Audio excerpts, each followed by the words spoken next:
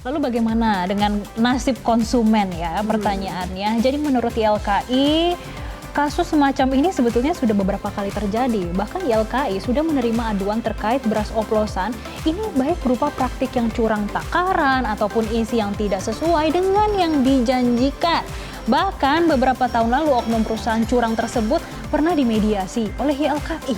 Dan selanjutnya ya, YLKI juga menduga adanya mafia beras. YLKI meminta akar masalah terkait praktik beras curang segera diungkap. Kita akan simak bagaimana pernyataan dari pengurus harian YLKI Niti Emiliana berikut ini. Mungkin kami itu mengendus adanya mafia beras yang sekiranya ini belum terselesaikan sampai sekarang. Nah, ini yang menjadi perhatian karena akar masalah dari mafia beras ini tentu akan terus terjadi ketika memang ini belum terselesaikan dengan baik gitu ya. Jadi baik itu di sisi supply dan juga rantai pangan sampai ke tangan konsumen pun tentu akan ada yang namanya pengurangan ataupun pengoplosan yang sekiranya merugikan konsumen gitu ya. Jadi ini tuh perlu diusut bagaimana akar masalah dari mafia beras ini perlu dituntaskan secara bersih gitu ya. Sehingga konsumen yang menerima sampai ke tangan konsumen dalam pembelian di pasar itu benar-benar sesuai dengan mutunya, sesuai dengan berat bersihnya, dan sesuai dengan label yang sesuai dengan standar yang ditetapkan oleh pemerintah.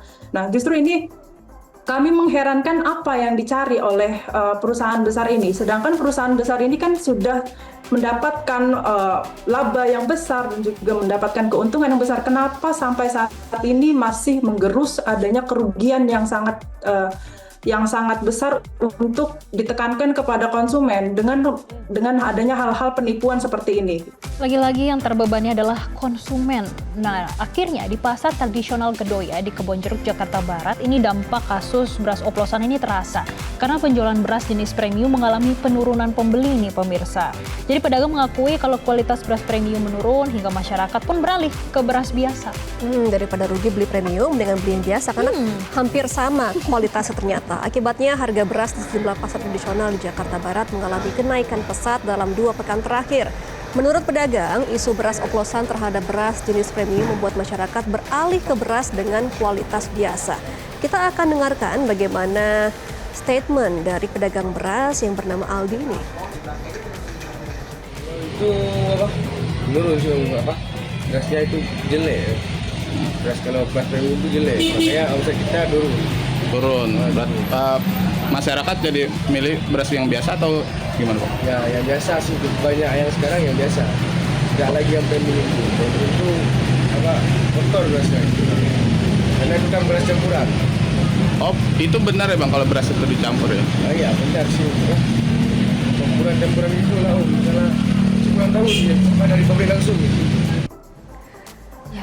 Pusing banget ya, kayaknya ini dipaksa diet deh, kayaknya geman.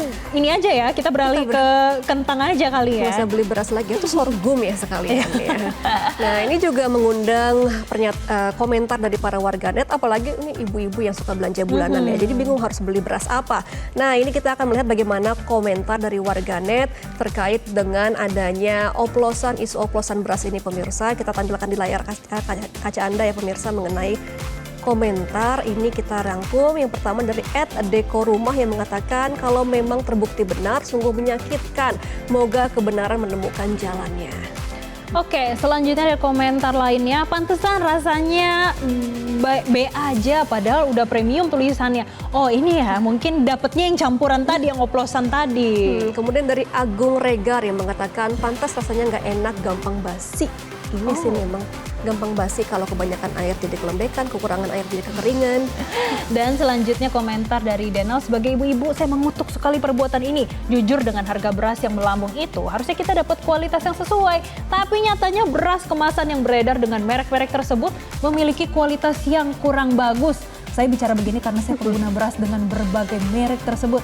Kadang berasnya warnanya kurang bagus, masih ada batunya, agak apek. Oh, rinci ya. Pemerhati beras Iya, karena emang ibu ini yang langsung belanja. Kemudian dari Agustian yang mengatakan hampir setahun beralih beli beras kiloan. Karena beli beras kiloan lebih banyak daripada literan seharusnya. Tapi jadi sakit hati karena berita ini muncul, merasa ditipu setipu-tipunya.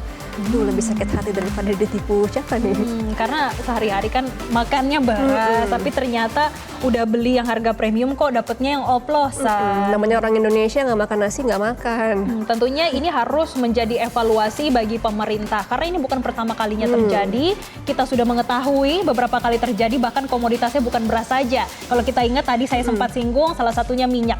Ini harus ada reformasi dan juga evaluasi ke depannya. Iya, dan juga hukum seberat-beratnya bagi para produsen yang nakal ya. Karena kan ini salah satu sembako yang harus dibagikan kepada masyarakat dalam bansos juga. Jadi ini bisa menjadi perhatian khusus bagi para produsen. Hukumnya ini harus dibedakan dengan pidana lainnya ya, Jessica. Betul, dari hulu sampai hilir ini harus diperhatikan seperti apa. Apalagi nih sudah ada nama-nama yang disebutkan. Bahkan BUMD katanya juga terlibat dalam oplosan ini. Kan menjadi makin pusing nih, masa BUMD juga terlibat? Oke, kita akan nantikan bersama ya Jessica bagaimana penanganannya. Dan pemirsa, itulah tadi pembahasan dalam segmen Trending Topic, dan Newsline masih akan kembali usai jeda. Tetaplah bersama kami. Jelajahi cara baru mendapatkan informasi. Download Metro TV Extend sekarang.